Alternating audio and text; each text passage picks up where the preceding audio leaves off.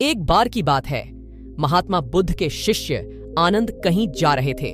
रास्ते में उन्होंने देखा कि एक अधेड़ व्यक्ति एक चट्टान पर बैठा रो रहा है। वे उसके पास गए और बोले, क्या बात है वत्स, तुम कौन हो और क्यों रो रहे हो? आनंद की बात सुनकर उस व्यक्ति की सिसकियां थम गईं। वह अपने आंसुओं पोंछता हुआ बोला, मैं पास के गांव का रहने वाला एक बदनसीब व्यापारी हूँ। मैं जो भी काम करता हूँ वह बिगड़ जाता है। व्यापार के चक्कर में मैंने अपनी पत्नी के गहने गंवा दिए। मैंने अपने परिवार को भी खो दिया, यहाँ तक कि मेरा घर भी गिरवी पड़ा है। मुझे तो लगता है कि मैं किसी काम का नहीं हूँ। मेरी किस्मत ही खराब है। उसकी बात सुनकर आनंद बोले, तुमसे किसने कहा वत्स कि तुम्हारी किस्मत खराब है? जरा मैं भी तो जानूं कि तुम्हारी किस्मत में क्या खराबी है। वह व्यक्ति बोला, पहले मैं खेती करता था, पर हर साल उसमें घाटा होता था। कभी सूखा पड़ जाता तो कभी ज्यादा बारिश के कारण फसल बर्बाद हो जाती है। इससे परेशान होकर मैंने व्यापार करने का निश्चय किया। मैंने पत्नी के गहने बेचकर अपना व्यापार शुरू किया, लेकिन मेरा व्यापार नहीं चला। शुरू में परिवार वालों ने मेरा साथ दिया, लेकिन जैसे जैसे मुझे नुकसान होने लगा, मेरे परिवार वाले भी मुझसे दूर हो गए। मैं यह सब उनके लिए ही कर रहा था, लेकिन अब वे लोग मुझे देखकर नजरें फेर लेते हैं और मुझे ही मेरे परिवार की दुर्दशा का जिम्मेदार ठहराते हैं। उस व्यक्ति ने एक लंबी सी सांस ली और फिर बोला, मेरा एक मित्र है, उसने भी मेरे साथ अपना व्यापार शुरू किया था। उसका व्यापार अच्छा चल रहा है। वह जब भी मेरे घर आता है तो अपनी सफलता की कहानियां सुनाता है। उसकी बातें सुनकर मेरे घर वाले भी कहते हैं कि उसे देख और कुछ सीख। हमें तो लगता है कि तेरे वश का कुछ भी नहीं है।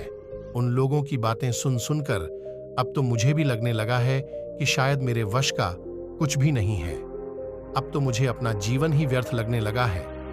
मेरे मन में ख्याल आता है कि अपना जीवन समाप्त कर लूं। मैं यहां आया भी इसी इरादे से था, लेकिन हिम्मत नहीं कर पाया। इसीलिए यहां एकांत में बैठा विलाप कर रहा था। आनंद बोले, ओह, तो ये बात है। वैसे क्या तुम इसके अलावा कुछ और भी कहना चाहते हो? उनकी बात सुनकर वह व्यक्ति बोला, एक और मेरा हर काम खराब हो जाता है, दूसरी ओर मेरा मित्र है जो हर समय मुझे नीचा दिखाने का प्रयत्न करता रहता है। मुझे समझ में ही नहीं आता है कि मैं क्या करूं। आनंद बोले, क्या तुम अपने मित्र की बातें सुनकर दुखी हो जाते हो? हाँ, मैं उसकी बातें सुनकर स्वयं दुखी हो जाता हूं। उस व्यक्ति ने जवाब दिया। आनंद ने पूछा, तुम्हें किस बात का दुख होता है? अपने असफल होने का या फिर मित्र के सफल होने का? उनका सवाल सुनकर वह व्यक्ति एक पल के लिए सोच में पड़ गया। फिर वह बोला, अगर सच कहूं तो मुझे अपने असफल होने का उतना दुख नहीं होता है जितना कि मित्र के सफल होने का होता है। अर्थात यदि तुम्हारा मित्र असफल हो जाए तो तुम्हें खुशी होगी? आनंद ने प्रश्न किया। वह व्यक्ति बोला, हां, मुझे बहुत खुशी होगी। इसका मतलब है कि तुम्हारी खुशी तुम्हारे मित्र पर निर्भर है। आनंद बोले, अगर वह चाहे तो तुम्हें खुश कर सकता है, और अगर वह चाहे तो तुम्हें दुखी कर सकता है। तुम स्वयं से न तो खुश हो सकते हो और न ही दुखी हो सकते हो। अर्थात तुम अपने मित्र के गुलाम हो गए हो, इसलिए तुम्हारा कुछ नहीं हो सकता। ऐसा न कहें महात्मन। उस व्यक्ति ने हाथ जोड़ दिए। आपकी बातें सुनकर मुझे कुछ आशा बंध रही है। आनंद बोले, जब हम किसी से आशा बांध लेते हैं तो उस पर निर्भर हो जाते हैं। ऐसे में हमारी खुशी और दुख भी उस पर निर्भर करने लगता है। इससे बेहतर है कि तुम अपने आप से आशा बांधो।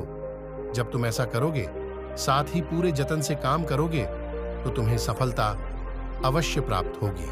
कहते हुए आनंद ने एक पल के लिए उस व्यक्ति की ओर देखा, फिर अपनी बात आगे बढ़ाई।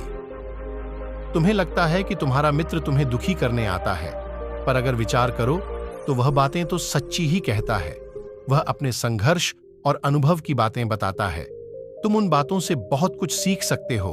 तुम्हें इसके लिए उसका धन्यवाद करना चाहिए कि तुम्हें घर बैठे कुछ अनुभव मिल रहे हैं।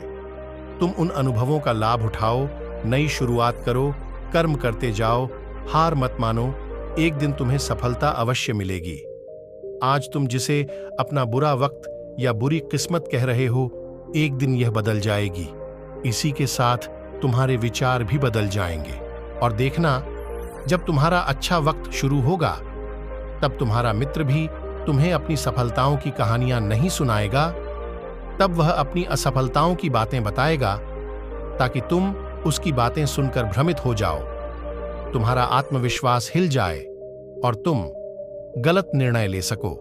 लेकिन उस समय भी तुम्हें अपनी बुद्धि का प्रयोग करना होगा। तुम्हारा मित्र जैसे आज तुम्हें दुखी करने आता है, उसी तरह उस समय भी वह तुम्हें दुखी करने आएगा, क्योंकि जिस तरह उसे दुखी देखकर तुम्हें मजा आता है, उसी तरह उसे भी तुम्हें दुखी देखने में उतना ही मजा आता है। वह व्यक्ति बोला, आपने सही कहा, लेकिन मेरा सबसे बड़ा दुख यह है कि मेरे परिवार के लोग भी इसमें शामिल हैं। वास्तव में मैं तो अपने परिवार के लिए अच्छा करना चाहता था, लेकिन वे लोग भी मेरी बात नहीं समझते हैं। वे भी मुझे गलत कहते हैं और अब तो वे मेरे साथ भी नहीं हैं। आनंद बोले, मैं सब समझ गया। तुम सांत्वना चाहते हो। वास्तव में इस दुनिया में सभी लोग सांत्वना ही चाहते हैं। हम चाहते हैं कि हम जब भी कुछ करें तो लोग हमारी प्रशंसा करें, लेकिन आमतौर से ऐसा नहीं होता है, इसलिए हम दुखी हो जाते हैं।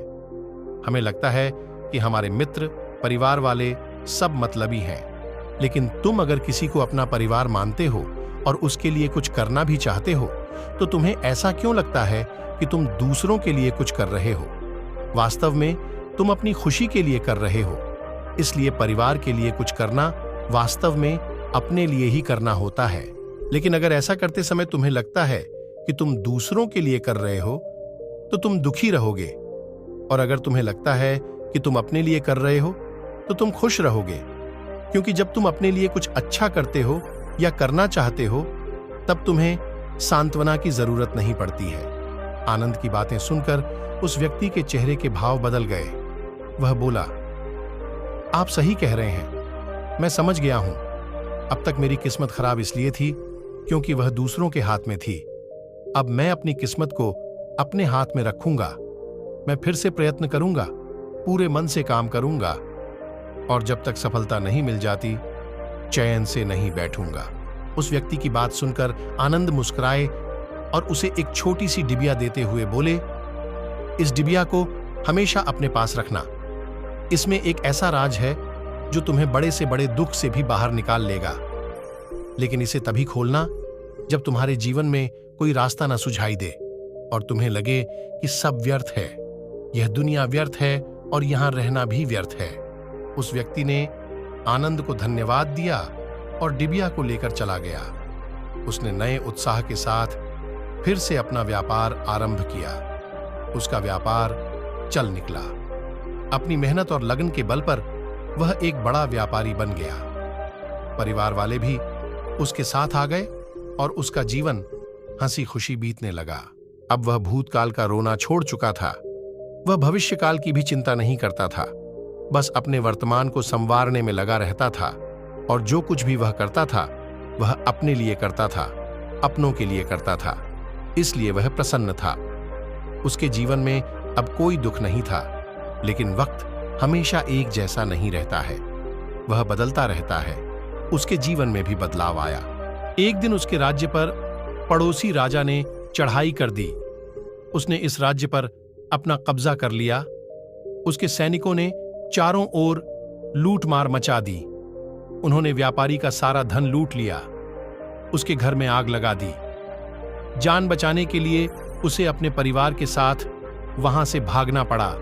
वह व्यक्ति अपने परिवार के साथ कई दिनों तक इधर उधर भटकता रहा। वह दाने दाने को मोहताज हो गया। उसका बच्चा बीमार हो गया। इलाज के अभाव में वह तड़पने लगा। यह देखकर उसका हृदय चीत्कार कर उठा। वह कैसे अपने बच्चे का इलाज कराए? उसके पास तो खाने के लिए भी पैसे नहीं थे। ऐसे में उसे एक बार फिर निराशा ने घेर लिया। उसे लगने लगा कि उसका जीवन व्यर्थ है, सारी दुनिया व्यर्थ है, किसी भी बात का कोई मतलब नहीं है। भले ही आप जीवन में कितना भी कुछ कर लो, कितनी भी सफलता हासिल कर लो, पर अंततः यह जीवन समाप्त ही होता है। तो फिर ऐसे में जीवित रहने का क्या फायदा? इससे तो अच्छा है कि वह अपना जीवन समाप्त कर ले लेकिन तभी उसके दिमाग में आनंद की दी हुई डिबिया कौंध उठी। उसने उत्सुकता के साथ उसे खोला। डिबिया के भीतर एक पर्ची रखी हुई थी। पर्ची पर कुछ लिखा हुआ था। उसे पढ़कर उसकी आंखों के आगे छाया निराशा का अंधेरा छंट गया और वह मुस्कुरा पड़ा। पर्ची पर लिखा हुआ था, यह समय भी बीत जाएगा। उसने डिबिया को अपनी मुट्ठी में भींच लिया और एक नई शुरुआत के लिए उठ खड़ा हुआ। दोस्तों, अगर आप भी ऐसी ही परिस्थिति से गुजर रहे हैं तो निराश न हों।